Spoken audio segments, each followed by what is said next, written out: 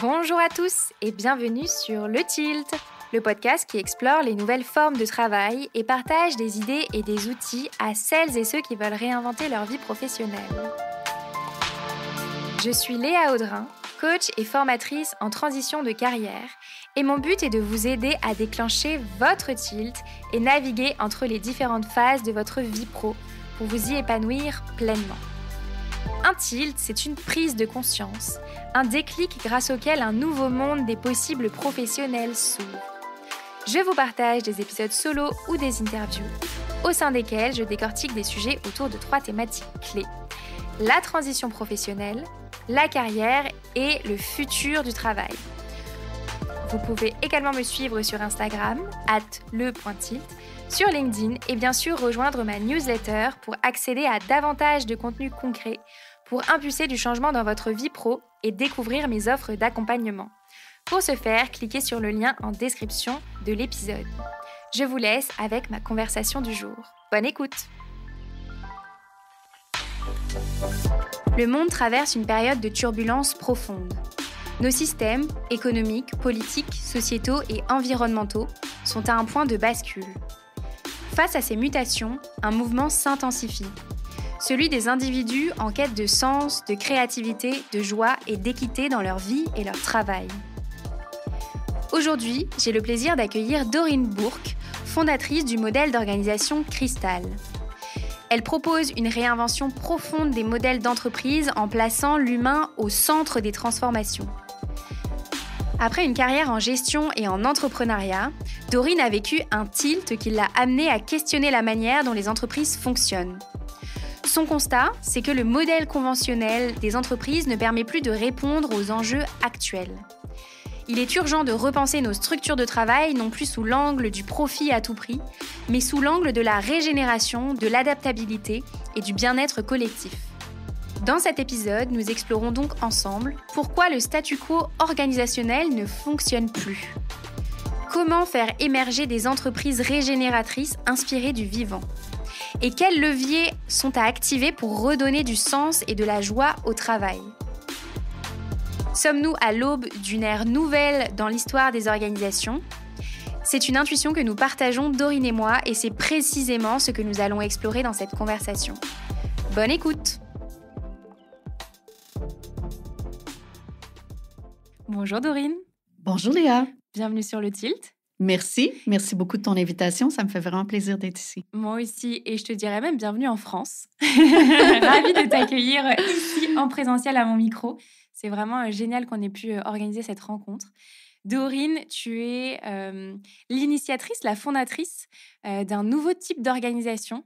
Quand on a eu la chance de se rencontrer Paris-Montréal comme ça en visio, tu m'as parlé de cette superbe initiative et je suis très très contente que tu viennes nous la partager aujourd'hui et puis aussi peut-être apporter de nouvelles idées ici dans notre écosystème sur ces sujets en France.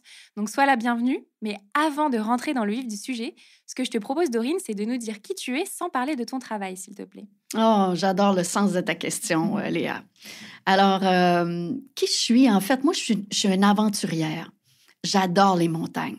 Mon plaisir, c'est de parcourir la planète pour découvrir les montagnes. Pas nécessairement les plus grosses, pas nécessairement les plus petites, mais celles qui m'inspirent, celles qui m'attirent. Et déjà, j'en ai fait quand même sur chaque continent. Oui, déjà à date. Et aussi, je te dirais, j'ai un petit côté rebelle.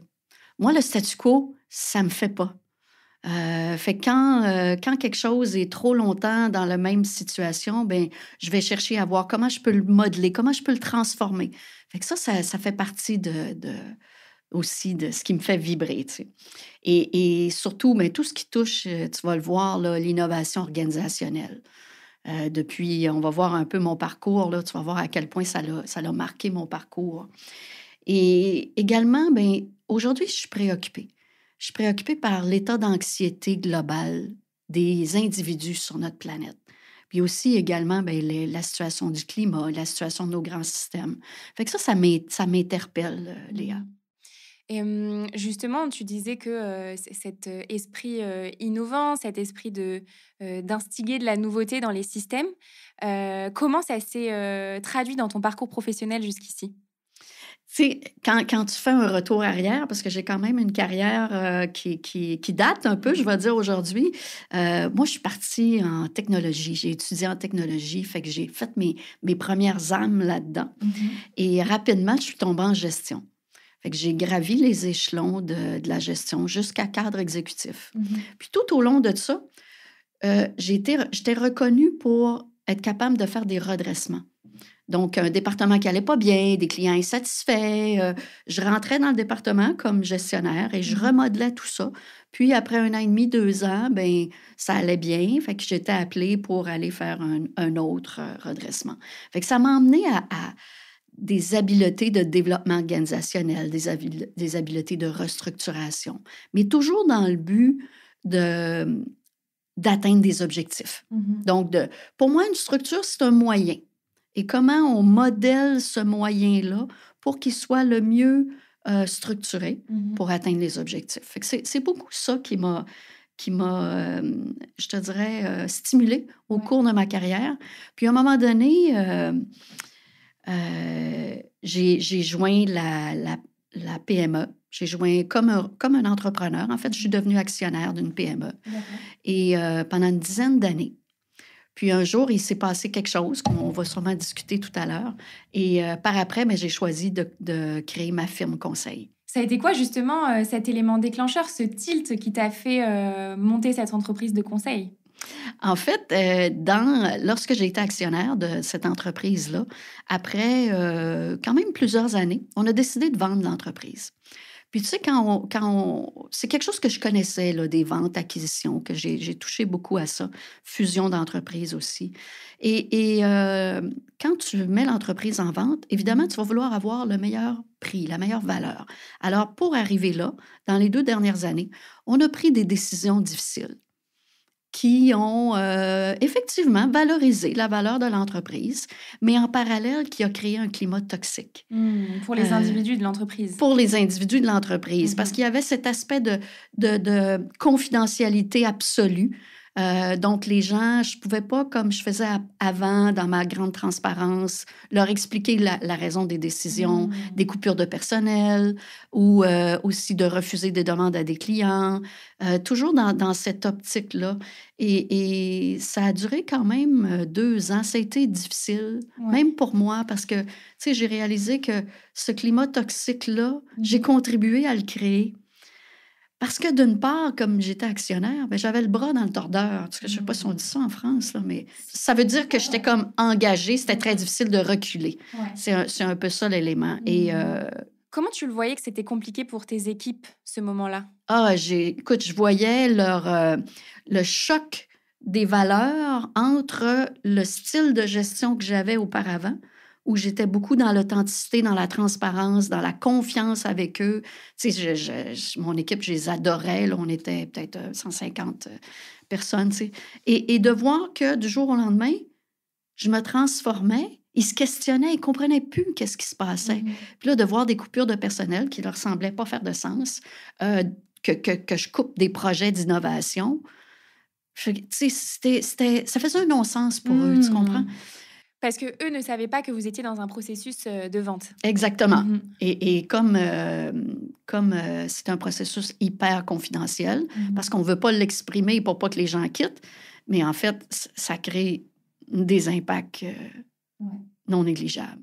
Et justement, ça m'intéresse de savoir si ce qui s'est passé pendant ces 2 ans de grande confidentialité où vous prépariez une sortie de l'entreprise, est-ce que ça a eu un impact sur les chiffres que vous alliez chercher? Est-ce que c'était positif pour vous? Est-ce que ce modèle aurait pu être pérenne pour l'entreprise ou pas du tout?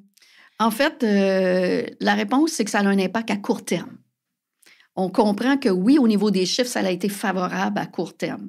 Mais dans un horizon de long terme, c'est vraiment pas quelque chose qui aurait été pérenne pour l'entreprise.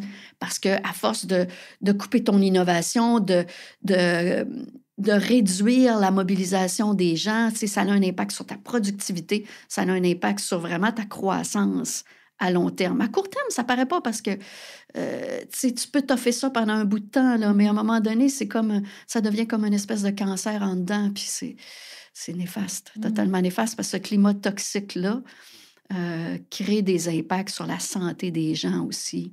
Puis, tu sais, quand je regarde le niveau d'anxiété globale que je faisais référence tout à l'heure, c'est sûr que l'anxiété globale qui est vécue au niveau du monde du travail, il y a de ça là-dedans aussi, la poursuite du profit. Uniquement du profit. Parfois uniquement du profit. Ouais. Oui, ou le bien pour les actionnaire également, tu sais. Du coup, tu disais que cet événement, ça avait été ton tilt justement pour réfléchir un peu plus profondément à cette question d'organisation, de comment est-ce qu'on peut réinventer l'entreprise. Tu as construit tout un concept autour de ça. Est-ce que tu peux nous expliquer en quoi consiste l'organisation Cristal? Oui, on va rentrer là-dedans, mais peut-être, tu sais, comme je te dirais, après le tilt, t'es pas tout de suite en mode je crée quelque chose. Alors moi, ce que j'ai fait, c'est que je me suis mis en mode recherche. J'ai voulu aller approfondir qu'est-ce qui s'est passé, comprendre ce qui s'est passé, et en même temps de dire qu'est-ce qui existe aujourd'hui qui peut faire en sorte qu'on va améliorer les choses. Fait que je me suis mis en mode recherche sur un paquet de modèles qui existent. Des modèles comme Frédéric Laloux, qui est très connu ici, même au Québec aussi, qui est très connu, en fait, un peu partout dans le monde. Des modèles aussi à la B Corp, des modèles qui ont, je dirais, gagné leur galon et de voir, ben, est-ce que ces modèles-là répondent aujourd'hui ou ont eu des gains bénéfiques? Et après cette étude des modèles-là, j'en ai fait un peu comme un inventaire, j'avoue, puis de voir, est-ce que c'est pérenne? Est-ce que maintenant, la situation actuelle dans laquelle nous sommes, où on sait que tous nos grands systèmes aujourd'hui, j'oserais dire qu'ils ont atteint un niveau de saturation. On va parler de système climatique, de système économique, notre système financier, le système de la santé. Je ne sais pas si c'est comment c'est en France, mais pour nous, au Québec, on a les mêmes challenges. On s'arrache les cheveux, là. Tout pareil ici. Je fais partie de ceux qu'on appelle les orphelins des médecins de famille. Ah oui, ben, ici, c'est ça pareil. Fait un impact direct. Donc, et notre système d'éducation aussi, avec les décrochages, avec... donc, tous ces systèmes-là sont à repenser, à restructurer. Et le défi, c'est qu'ils le sont tous en même temps. Alors, c'est systémique dans tous les en cas. étudiant les modèles, mon questionnement a été, sont-ils pérennes? Est-ce que ce seront les modèles qui vont être capables de nous aider à traverser ces bouleversements de nos grands systèmes? Puis j'ai aussi étudié l'être humain. Les individus qui sont les plus touchés par tout ça, là, qu'est-ce qu'ils vivent, eux? Comment ils vivent? Ils vivent eux-mêmes les grands bouleversements. Déjà, ils sont bouleversés dans leur propre schème de pensée. Et l'impact sur eux, ben, c'est qu'ils se remettent en question. Ils se remettent en question sur qu'est-ce qu'ils ont vraiment envie de vivre. Et comment ils vont la trouver, cette satané équilibre-là entre la vie professionnelle, la vie personnelle, le travail, la famille à travers ça. Tu sais, je regarde des fois, mes filles ont des enfants, hein, elles vivent le défi des femmes sur le marché du travail. Je le vois bien, là, que c'est pas toujours facile pour elles. Tu sais. Et l'être humain, ce que je ressens, c'est qu'il est lui aussi dans une espèce de grande transformation, que je vais peut-être appeler une mutation, et chercher qu'est-ce qui fait sens pour lui. Est-ce que finalement, les deux ne sont pas complètement reliés? Ben voilà. Ouais. C'est la résultante à laquelle j'en suis arrivée. Donc, je me suis dit, comment je peux travailler un modèle qui va traverser cette vague-là, qui s'en vient dans les 5, 10, 20 X prochaines années, parce que ça va pas, cette tendance-là qu'on vit, ça va pas freiner. Les changements liés à l'être humain, c'est pas une mode. C'est une tendance de fond. Et plus les générations arrivent sur le marché du travail, plus elles arrivent avec cette idée-là de qu'est-ce qui fait sens pour moi. Ouais. Et aussi parce que les générations qui arrivent, elles naissent avec les challenges déjà sur la table dès tout petit. Oui. Alors que nous, c'était le cas, mais on en parlait peut-être moins. Et c'était peut-être moins urgent aussi. Il y avait moins cette sensation d'urgence. Dans ta recherche, qu'est-ce qui t'a particulièrement interpellé du côté des organisations, des nouveaux modèles? Et qu'est-ce qui t'a particulièrement interpellé du côté des ressentis, de l'état des individus dans les organisations? Euh, En fait, ce qui est triste là-dedans, c'est que je sens aujourd'hui, je vais appeler un disconnect qui est en train, qui se produit. Parce que les organisations sont toujours à la recherche de la croissance, mais vivent des enjeux importants, comme de productivité, par exemple. Et on va comprendre que l'augmentation recherchée de la productivité, elle est nécessaire. La croissance, elle est nécessaire. Elle est nécessaire à quoi? Elle est nécessaire à la santé des organisations parce que on se doit, pour avoir une vie équilibrée sur notre planète, d'avoir des organisations qui sont en santé. Et quand je dis en santé, ben c'est autant la croissance, mais c'est autant l'intérieur de l'organisation aussi. Fait qu'aujourd'hui, les enjeux qu'ils vivent, que ce soit de la productivité, mais que ce soit aussi une préoccupation sur la propre santé de leur employé, parce qu'ils le ressentent, ils le voient quand même, hein, sont pas à côté, complètement à côté de la coche par rapport à ça, mais voient aussi tous ces bouleversements. Fait que le questionnement, ils sont à la recherche, ils disent, je ne sais plus comment. Tu comprends? Pour l'instant, là, ils vivent ça en même temps que les employés, eux, cherchent des organisations qui vont faire du sens, cherchent à joindre quelque chose qui va répondre à leurs valeurs. Fait que cette dichotomie-là, qui tend à s'écarter de plus en plus, crée une pénurie de talent. Ouais. Tu sais, il n'y a pas moins de monde sur la planète, là, mais il y a une pénurie de main-d'œuvre. Et on veut que des gens fleurissent dans le travail qu'ils font. Puis j'aime pas tellement le mot travail parce que pour moi, c'est plus une œuvre qu'un travail. C'est quelque chose qui, quand tu dis que ça fait sens pour toi, c'est quelque chose que tu veux contribuer à construire. Ce que j'entends dans ce que tu dis, c'est que est-ce qu'il n'y a pas aussi une dissonance dans le temps du changement? Changer une carrière en tant qu'individu, c'est énormément de ressources pour la personne, etc. Mais c'est peut-être à l'échelle d'une vie moins long que changer une organisation où il y a énormément de rouages à transformer, il y a énormément de ressources à fédérer autour de ce changement. Et donc, le temps pour se faire est beaucoup plus long. Est-ce qu'on n'est pas dans un espèce de frottement aussi de cette transformation que les individus et les organisations ressentent, mais ne peuvent pas opérer à la même vitesse finalement? T'as un bon point, puis en même temps, on ne peut pas travailler juste le côté des individus, parce que si on fait ça, on va voir des individus qui vont changer d'organisation à chaque fois parce qu'ils ne trouveront jamais l'endroit où ils vont ressentir la joie puis pouvoir utiliser leur pleine créativité. Même si l'individu se change de l'intérieur, il y a encore aujourd'hui trop peu d'entreprises pour les accueillir.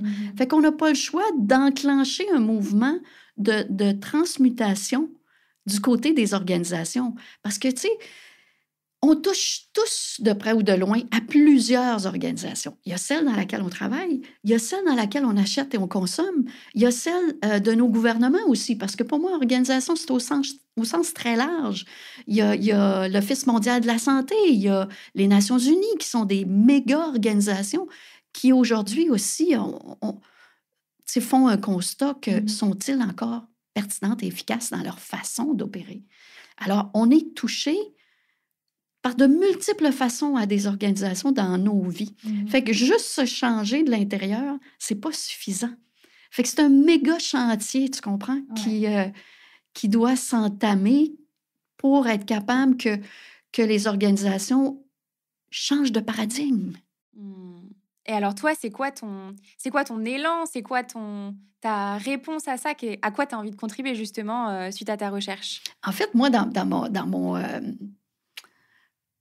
mon propre sens, qu'est-ce qui fait sens pour moi? J'ai fait le choix de favoriser la mutation des organisations.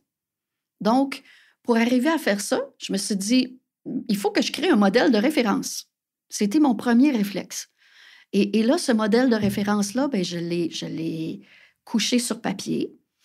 Il n'est pas parfait et il n'est surtout pas terminé dans le sens qu'il doit être évolutif et adaptatif. Parce que nos sociétés et notre planète va continuer d'évoluer.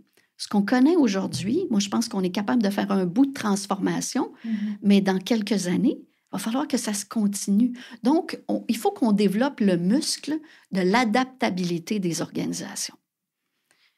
Donc, moi, je suis partie d'un modèle de base que je me suis dit, qu'est-ce qui fait le plus de sens, sur lequel je peux asseoir des piliers qui vont servir de base de départ, base de démarrage à tout type d'organisation. Puis, par après, bien, le modèle pourra se raffiner pour des organisations gouvernementales, des organisations au niveau des services, au niveau de la manufacture, des produits, des industries, et également des grands, comment on appelle, des grandes organisations mondiales éventuellement. Et du coup, concrètement, c'est quoi ces piliers sur lesquels tu mets le focus? En fait, j'en ai identifié 3 que j'ai approfondis de façon plus particulière. Le premier, c'est celui que j'appelle le mandat supérieur, qui pourrait aussi s'exprimer en anglais, je trouve qu'en anglais, il résonne plus, c'est higher purpose. Tu sais, c'est au-delà d'une mission. Une mission, ça décrit ce que tu fais.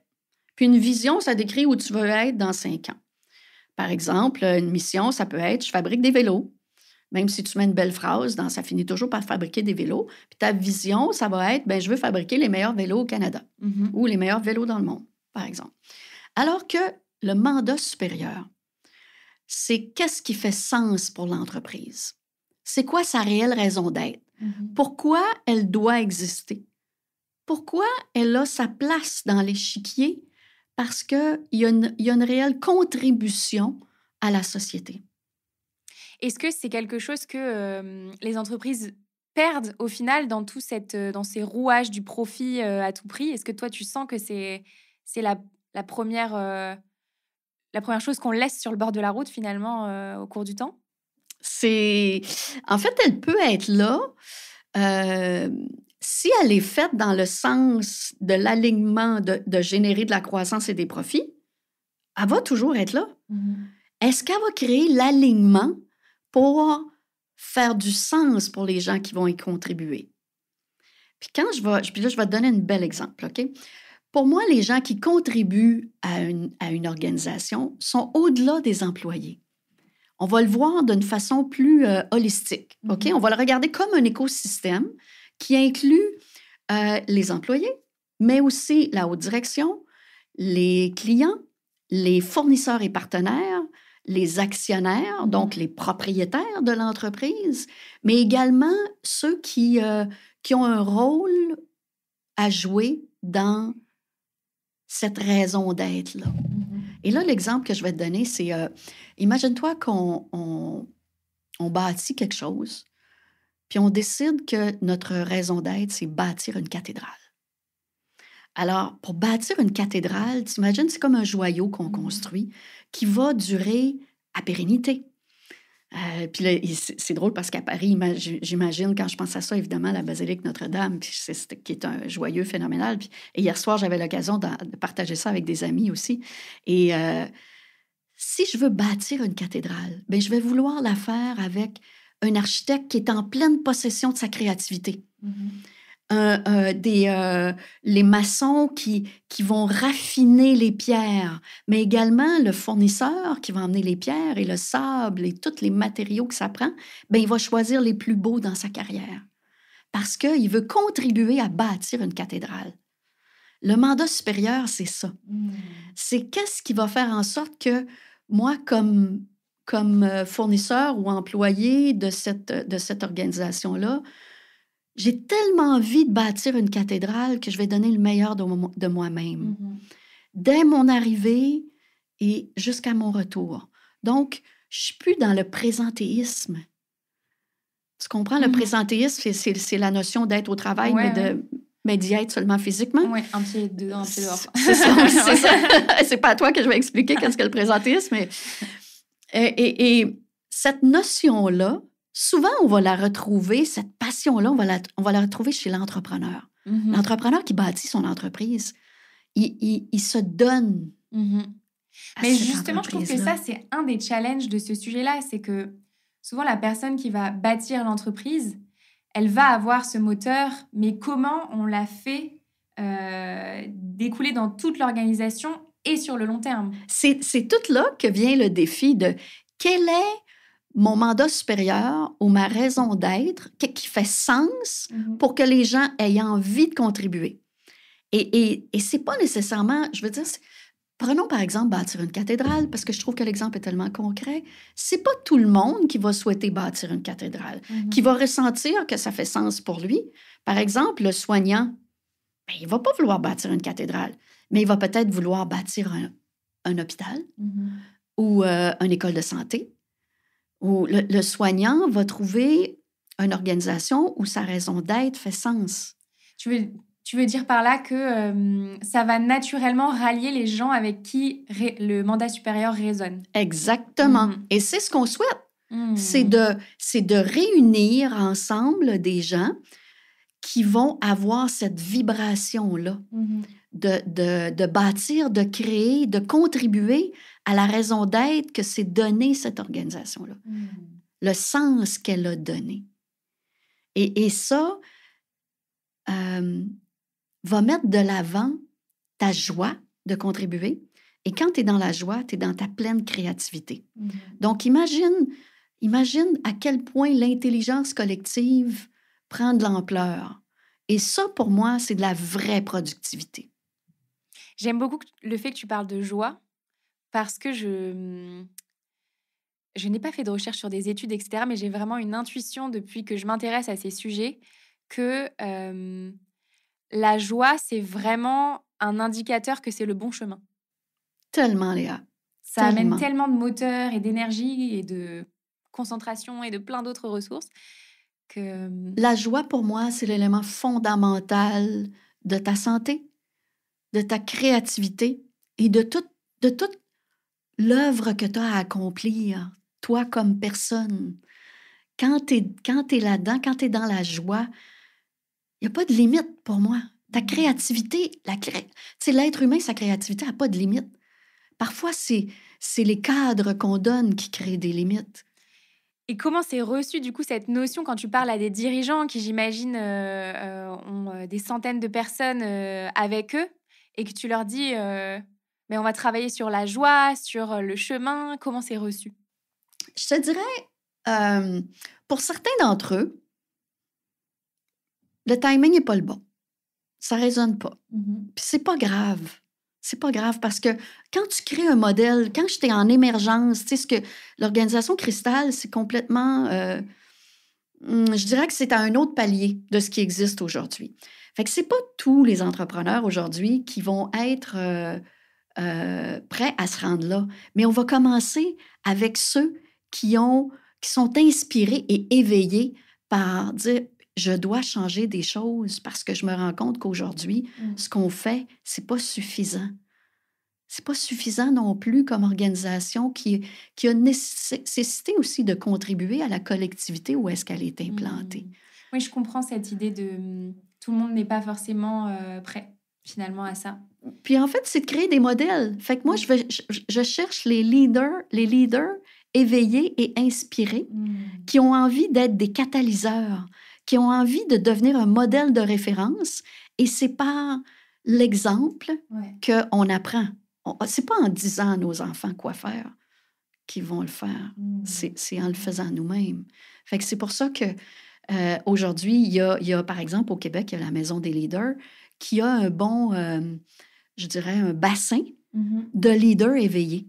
Fait que ça, c'est un beau bassin pour aller là. Maintenant, l'autre élément qui est important à comprendre, c'est qu'au-delà des directions ressources humaines, pour lesquelles j'ai d'énormes respects parce qu'elles ont des défis phénoménaux, c'est le président, la présidente, le dirigeant principal qui doit être le catalyseur, le gardien de ce mandat supérieur-là. C'est lui, ça, c'est le deuxième pilier. C'est lui ou elle qui va être la personne qui va mettre en place le troisième pilier, qui est la culture et les valeurs, qui va mettre en place cet équilibre de vie, puis qui va s'assurer que les gens à l'intérieur de l'écosystème, qui est le cœur central, les individus qui sont là, ça fait sens pour eux. Puis il va s'assurer dans son processus de recrutement de changer complètement le processus de recrutement. C'est plus j'affiche un poste avec une description. C'est quand tu rencontres quelqu'un, oui, tu as besoin d'afficher un rôle, quelque chose, un rôle, mais un rôle qui n'est pas ancré dans un carcan, hein, qu'on veut aussi adaptatif. Fait que de rechercher les personnes pour qui le rôle fait sens, mais surtout qui ont envie de contribuer à bâtir la cathédrale. Et alors justement, comment est-ce que ton modèle Cristal s'intègre concrètement? Comment, par exemple, sur la culture d'entreprise, tu te distingues d'un modèle de Lalou, par exemple, avec ce nouveau paradigme-là? Tu sais, pour moi, le modèle de Frédéric Laloux, c'est un excellent modèle. C'est quelque chose qui est venu créer qui est venu réinventer la façon d'opérer dans une organisation. Et il est venu setter des bases de responsabilité sociale, aussi de meilleure bienveillance envers les êtres humains, envers les employés. Il est venu commencer à ouvrir les horizons aussi un peu plus grands que l'organisation. Fait que tout ça, je trouve que ça apporte des éléments importants. Là où je vois que Cristal s'élève à un palier supérieur, c'est que quand on travaille à partir du sens, à partir du mandat supérieur, on vient autopropulser l'entreprise, l'organisation, basée sur le fait que les gens qui sont là sont les personnes pour lesquelles ils sont à l'intérieur de leur pleine expression créatrice. Fait qu'on arrive je te dirais, à une étape où, à travers les piliers qu'on met en place, le but, c'est vraiment d'élever le niveau de conscience et d'élever aussi le niveau d'équilibre et d'étendue. C'est-à-dire? En touchant à des nouveaux paradigmes qui n'étaient pas nécessairement là au moment où Frédéric Laloux a créé son modèle. Quand on parle de nouveaux paradigmes, là, je vais faire référence, entre autres, à moi, ce que je vois émerger. La croissance économique puis le développement humain, ça va de pair. On ne peut pas penser aujourd'hui qu'une entreprise n'en a que pour ses profits. Tu sais, un des changements de paradigme qu'il faut faire, c'est que le profit, ce n'est plus un but ultime. C'est une conséquence de bien faire les choses. Fait que cet élément-là, c'est pas quelque chose que ni B Corp adresse, ni Frédéric Laloux va très loin là-dedans. S'il y avait eu une version 2 à Frédéric Laloux, je pense qu'il aurait pu arriver à ces éléments-là. Et, tu sais, une organisation doit ou a à mettre l'accent sur les humains plutôt que sur favoriser sa croissance. Puis je ne suis pas en train de dire que ça prend tout des OBNL. Au contraire, je l'ai dit au début, je reviens là-dessus. C'est important d'avoir des organisations qui sont en santé financière. Ça me fait penser, alors je ne sais pas si tu le connais, j'ai rencontré Michel Bundock quand je suis venue au Québec, l'ancien dirigeant de Entre Chefs PME, je ne sais pas si ça va te parler. Oui. Et je lui posais la question justement sur le sujet du profit. Et j'ai trouvé que ce qu'il partageait était très intéressant. Il disait en fait, le profit, c'est pas un but en soi, mais par contre, c'est ce qui permet à la machine de continuer d'exister. Tout à fait. Donc, où est-ce qu'on place le juste curseur, en fait, dans cette question du profit? Il y a des notions intéressantes que j'ai vues. Tu sais, le juste profit, je pense qu'il vient se placer lorsque tu as suffisamment tu génères suffisamment de croissance pour être capable d'investir dans tes technologies, de gérer tes risques, tous les éléments qui font que l'entreprise est en santé. Mais il y a aussi une notion d'équité qui doit être adressée. Ah, c'est intéressant. Ça veut dire quoi? Ça veut dire que, écoute, dans mes recherches, entre autres aux États-Unis, je découvrais que le ratio du salaire moyen d'un employé versus le salaire du dirigeant principal, est-ce que tu sais c'était quoi le ratio? C'est x12? Non. x50? 362. Ah ouais. 362. Alors, on peut peut-être comprendre que dans un modèle de saine croissance, il y a peut-être un ratio qui aurait besoin de faire un peu plus sens et de partager aussi sur la contribution de tout le monde. Comment tu peux justifier un écart si grand? Puis on ne parlera pas de certaines grandes entreprises, même qui font partie des GAFA, tu sais, des écarts de salaire phénoménal. Et tu sais, je ne suis pas en train d'aplanir tout le monde. Oui, ça, c'est une question que je voulais te poser, du coup, parce qu'effectivement, on parle énormément de l'horizontalité dans les organisations, mais est-ce que c'est la vraie solution? Ça me questionne. Bien, c'est un bon point. Moi, je ne le vois pas comme ça. Si on parle de structure, ce que je fais la promotion dans l'organisation Cristal, c'est que c'est une structure cellulaire. Qu'est-ce que ça veut dire, une structure cellulaire? C'est que chaque personne, comme une cellule du corps humain, chacune de tes X trilliards de cellules dans ton corps, c'est exactement ce qu'elle a à faire. Puis non seulement elle sait ce qu'elle a à faire, elle est capable parfois de changer de rôle. Donc, de s'adapter à quelque chose. Fait que si on pense à une structure cellulaire, mon modèle de référence, puis c'est le corps humain, puis même parfois la nature aussi. Je vais chercher des éléments là-dedans aussi. Alors, chaque entité de l'organisation a un rôle qui lui est défini et dans lequel elle a un cadre de fonctionnement qui lui permet de prendre des décisions. Tu peux-tu t'imaginer que si le cerveau devait ordonner à chacune de tes cellules quand est-ce que c'est le temps de faire quelque chose, je pense que ça serait long, notre digestion. C'est clair. Alors, ce principe-là, moi, je ne suis pas pro d'une structure nécessairement aplanie. Je vais dire plus un concept circulaire. C'est-à-dire? On vient placer des cellules qui ont des cadres de fonctionnement, qui ont des rôles, qui ont une coordination, parce que ça prend une coordination, et qui a une coordination intracellulaire. Donc, on est capable de travailler l'adaptabilité, l'autonomie, mais en interdépendance. Parce que c'est l'ensemble de l'œuvre, c'est l'ensemble des cellules qui crée l'écosystème. Oui, et puis c'est souvent là aussi où le bas blesse, c'est l'inter-équipe. On voit beaucoup d'organisations où, à l'intérieur des équipes, ça fonctionne. En tout cas, ils ont trouvé une forme d'équilibre quelque part, mais ils ne vivent pas seuls dans l'organisation. Et comment est-ce qu'on fait ce lien entre ces plus grandes cellules, finalement, et comment est-ce qu'on relie les équipes entre elles? Le mandat supérieur. C'est qu'est-ce qui fait sens? On bâtit une cathédrale. Si on bâtit une cathédrale, bien, tous contribuent et reconnaissent la contribution de chacune des parties. On ne peut pas bâtir une cathédrale, puis tout d'un coup, il y en a une gang dans le coin qu'eux autres, ils décident de faire la salle informatique dans ce coin-là, tu sais, sans avoir pris conscience. Alors, c'est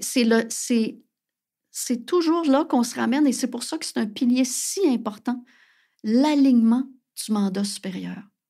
Et alors, comment tu fais? Parce que j'imagine que quand tu accompagnes des clients dans ce travail initial, derrière, il y a aussi tout un pan qui est de faire en sorte que le travail que vous menez ensemble, il soit pérenne dans la durée. Comment est-ce qu'on fait en sorte que, à la première vague, à la première secousse, on n'abandonne pas tout ce travail de réalignement qui a été mené? C'est un bon défi. Parce qu'en même temps, ben, on dit souvent qu'il faut changer les morceaux du train pendant qu'il roule. Là. Mais ici, c'est vraiment à partir d'une intention pure et claire de transformation, mais il faut qu'on fasse un plan.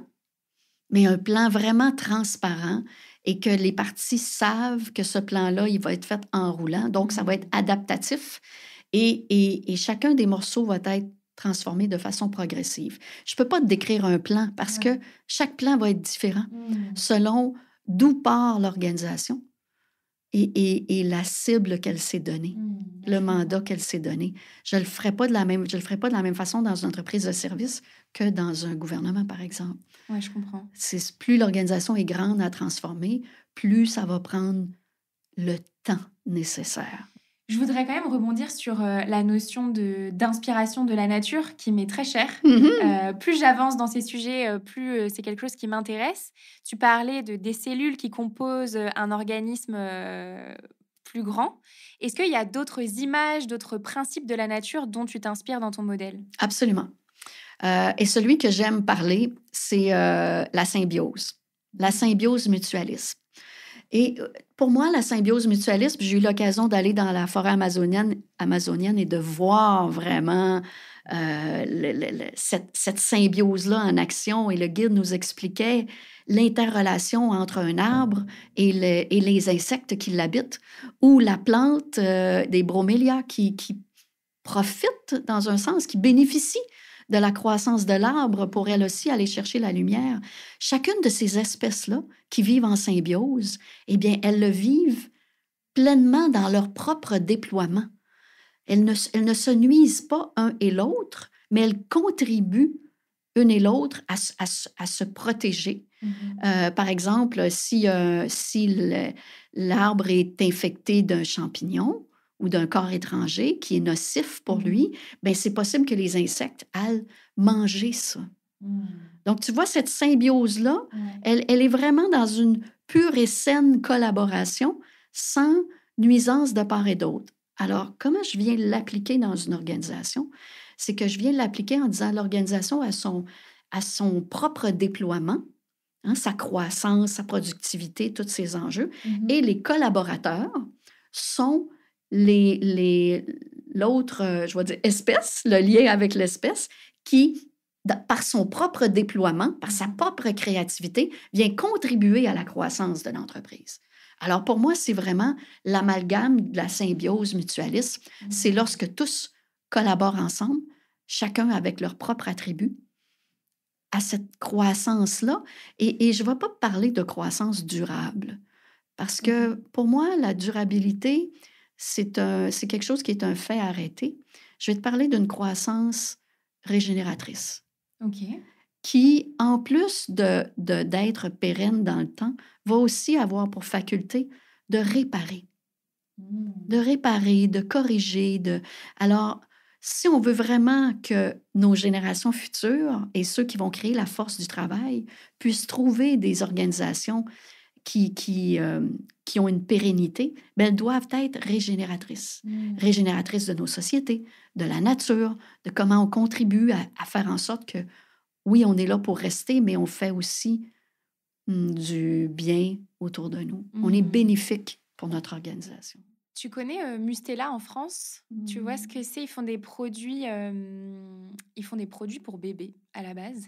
Et ils ont une nouvelle dirigeante qui, justement, est en train de mettre ça en place, l'entreprise régénératrice. Oh! Et bon, c'est une des pionnières en France, donc on verra ce que ça donne. Wow. Mais j'aime beaucoup le terme. Je trouve qu'il est peut-être plus juste que le précédent. J'ai lu très récemment dans un livre une notion qui m'a beaucoup parlé. J'aimerais te la partager pour voir comment ça résonne aussi chez toi. C'est une dame, pareil, qui travaille sur les transformations des organisations et qui dit, en fait, dans la nature, il y a des phases d'expansion et des phases de rétractation. Et est-ce que ce ne serait pas la même chose et chez les individus et chez les organisations? Alors que nous, dans l'imaginaire collectif, l'organisation doit être en croissance de manière quasi constante, en fait. Est-ce que c'est pas un biais qui nous emmène vers quelque chose qui n'est pas tenable, en fait? Je pense que les cycles sont quelque chose de naturel, tout comme la loi de l'impermanence. Et c'est là qu'arrive l'adaptabilité pour moi. L'important n'est pas nécessairement d'avoir une croissance annualisée de 15% par année dans une organisation, mais c'est qu'est-ce qui fait en sorte que tu as ce qu'il faut pour assurer cette régénérescence-là et cette adaptabilité-là. Puis c'est clair que ça en prend là, du profit. Là. Je reviens encore là, pour être... Mais il faut le faire de façon saine et équilibrée. Est-ce qu'il y a d'autres éléments sur le modèle Cristal que tu as envie de nous partager aujourd'hui? Tu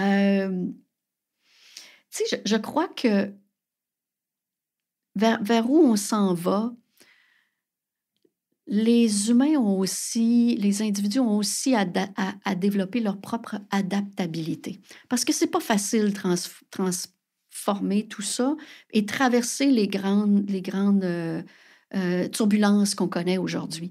Fait qu'à la base, ils doivent trouver qu'est-ce qui va leur permettre de s'adapter et d'avoir de la résilience. Parce que, tu sais, nos générations actuels, puis je ne parlerai pas juste des futurs, mais je vais parler vraiment des actuels et des bébés boomers, etc. On a tous besoin de cette résilience-là. Donc, trouver en nous ces éléments de joie, ces éléments d'équilibre qui vont nous dire, ben oui, OK, là, je traverse un passage difficile ou je traverse une expérience troublante, mais je le sais que après ça, comment j'arrive à trouver la résilience pour passer au travers, pour qu'après ça, je puisse passer à autre chose. Justement, je trouve que on aurait envie d'avoir des exemples tangibles, concrets. Comment est-ce qu'on fait dans ce monde si chahuté en ce moment, en termes économiques, politiques, pour trouver des îlots de sérénité? C'est quoi la... Est-ce qu'il y a des pistes des fils qu'on peut tirer? Ben, je crois que chaque personne a à trouver qu'est-ce qui est un îlot de sérénité pour elle. Pour moi, personnellement, je suis quelqu'un qui fait de la méditation. J'ai besoin parfois de revenir à moi. Et ce monde intérieur-là qui m'habite, c'est quelque chose c'est ma sérénité. C'est quelque chose qui est confortable. Puis aussi, ben, les gens qui m'entourent, c'est ma famille, mes amis, tu sais, ça aussi, pour moi, c'est des éléments de pur bonheur quand je suis avec eux. Fait que c'est à chaque personne de trouver des moments, mais c'est tellement important, ne serait-ce que s'accorder du temps, ne serait-ce que 5 minutes par jour pour aller voir à l'intérieur. Comment je me sens?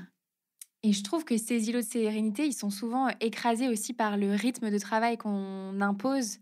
Moi, les gens que j'accompagne dans leur transition professionnelle, le premier sujet en général qui arrive sur la table, c'est en fait, j'ai le temps de rien d'autre que d'être au travail et donc je suis épuisée dans tous les sens du terme, dans tous les types de fatigue qu'il peut y avoir. Et toi qui, justement, t'intéresses aux individus, quel est le conseil qu'on pourrait peut-être trouver à quelqu'un qui a besoin de 7 minutes, cette petite minute dans la journée pour soi? Je vois 2 éléments. Un, c'est de le conscientiser et de l'exprimer. Parce qu'à partir du moment où tu exprimes quelque chose, déjà, tu vas le rendre plus concret. Fait que c'est de dire aux gens qui t'entourent, je choisis maintenant de prendre 7 minutes pour moi. Fait que ça, c'est un premier élément. Le deuxième élément, c'est souvent cette pression-là, c'est nous qui nous la mettons. Cette cadence de travail-là, si on prend vraiment un recul, on prend le temps de faire un recul, est-ce qu'elle m'est imposée? Si elle m'est imposée, est-ce que c'est le moment que je mette des limites? Que je l'exprime aussi à mon employeur. C'est-à-dire, je suis épuisée, j'ai besoin de prendre du recul, j'ai besoin de déconnecter. Puis ça ne veut pas dire que je vais partir pour un mois, prendre un mois de vacances, c'est pas ça que je veux dire, mais de revenir, de se donner le droit de revenir à un rythme sain. Parce que le corps humain, si on n'en prend pas soin, à un moment donné, il va nous lâcher. Ou il va nous sortir toutes sortes de choses pour nous parler. Puis si on ne l'écoute pas, il va juste parler plus fort. Ça fait tout à fait écho à ma discussion avec Sylvie Bernier que j'ai rencontrée il y a quelques mois. On sent que le modèle que tu proposes, le modèle Cristal, il émane vraiment de toi, de ton chemin, de tes recherches, de quelque part de tes tripes. En quoi ton parcours personnel, spirituel, a eu un rôle à jouer dans ce travail que tu as mené ces derniers temps? J'ai pris conscience de qui j'étais. J'ai pris le temps de faire ce travail-là à l'intérieur et d'aller voir qu'est-ce qui résonne vraiment pour moi. Ce fameux X, cette essence même qui m'habite, qu'est-ce que c'est et comment j'ai envie de la rendre disponible? Comment j'ai envie, moi, de rayonner et de déployer ce qui m'habite pour que beaucoup de gens puissent en profiter?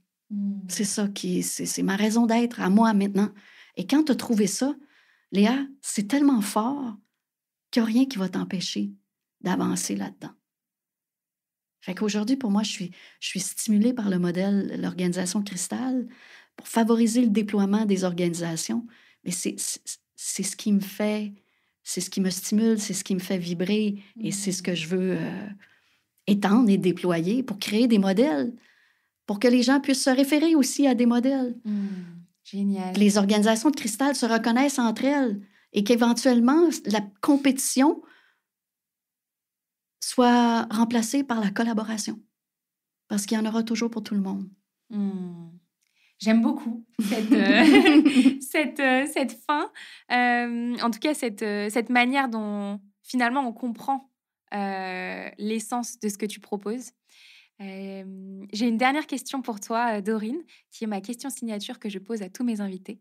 C'est si tu pouvais constituer ton board de rêve dans lequel tu convierais 3 personnes, personnalités, entrepreneurs, qui seraient là à tes côtés tout au long de ta carrière pour t'épauler, qui est-ce que tu mettrais dedans? Oh, c'est une bonne question. Et je dois me limiter à 3. Je souhaiterais que ce board-là, au-delà des personnes, soit composé autant d'hommes que de femmes ou autant de gens qui ont développé leur aspect masculin et leur aspect féminin. J'aime bien l'idée. Pour moi, c'est pas parce que tu es un homme ou tu es une femme que tu n'as pas développé l'autre côté, fait que je fais abstraction de ça. Et je souhaiterais aussi qu'il soit multiculturel pour que je puisse toujours avoir en tête l'ensemble des individus qui habitent notre planète. Fait que je souhaiterais vraiment qu'il soit près du terrain, près de la vie. Une personne qui me vient en tête, tu vas rire, c'est Jeanne d'Arc. Ah, d'accord. Pas pour son côté religieux, mais pour son courage, pour la force de la guerrière qu'elle a été, qui parfois, je sens qu'il m'habite aussi un peu. Fait que je me dis, pour moi, ça, c'est un beau... ça serait, oui, quelqu'un en qui je mettrais ma confiance. Deuxième personne, dans un horizon complètement opposé, je vais dire John Mackay. John Mackay, c'était le propriétaire d'une chaîne d'épicerie santé aux États-Unis qui s'appelle Whole Foods Market, qui a été très, très populaire aux États-Unis, mais aussi qui m'a inspirée parce qu'il a été l'auteur de plusieurs livres au Business Harvard School. Et il inspire un modèle où est-ce qu'il nous fait voir le capitalisme d'une façon différente. D'accord. D'une façon beaucoup plus consciente et bienveillante. Fait que pour moi, ça l'a... et comme c'est un entrepreneur chevronné qui a su créer un écosystème autour de Whole Foods Market, au-delà de juste des... Ben pas juste, mais au-delà de la croissance, ça serait quelqu'un qui m'aiderait à déployer le modèle à large échelle. Et le dernier que je dirais, c'est... vous le connaissez peut-être. En fait, j'ai hésité entre 2, mais je vais nommer le deuxième. Paul Polman, qui a été CEO de Unilever. Unilever. Lever, ouais. C'est ça, Unilever. Je ne savais pas comment vous le prononciez en France. Et qui est aussi chairman à Imagine. D'accord. Qui maintenant investit son temps dans faire comprendre aux organisations que la prospérité, et tu vas prospérer plus en donnant plus. Donc, c'est pas dichotomique par rapport aux organisations cristal, au contraire. C'est vraiment aligné dans le même sens. Et c'est ça, lui, il favorise vraiment une approche qui valorise les individus, qui valorise la société et notre planète aussi. Parce qu'on ne peut pas habiter notre planète sans être en prendre conscience que c'est toute la société qui doit faire en sorte que les choses vont changer sur notre planète. Génial. C'est ces 3 personnes-là. Super. Dorine, vraiment un très grand merci de ton partage à mon micro. S'il y a des personnes, des leaders qui nous écoutent et avec qui ta proposition résonne, n'hésitez pas à contacter Dorine. Je mettrai toutes les infos en description. Et je te dis à bientôt. À bientôt, Léa. C'était un plaisir. Un grand merci. Partagé. Merci d'avoir écouté cet épisode du Tilt avec Dorine Bourque. Merci à elle d'être venue jusqu'à moi à Paris pour avoir cette discussion en chair et en os. J'espère qu'il vous aura aidé à questionner les modèles d'organisation actuels et à imaginer des alternatives où l'humain, la régénération et la joie ont toute leur place. Les entreprises de demain sont à inventer et nous avons toutes et tous un rôle à jouer. Si cet épisode vous a plu, n'hésitez pas à le partager autour de vous et à laisser une note et un commentaire sur Apple Podcasts et Spotify. Vos retours sont précieux et m'aident à faire grandir le Tilt chaque jour. Merci pour votre écoute et à très bientôt pour de nouvelles explorations.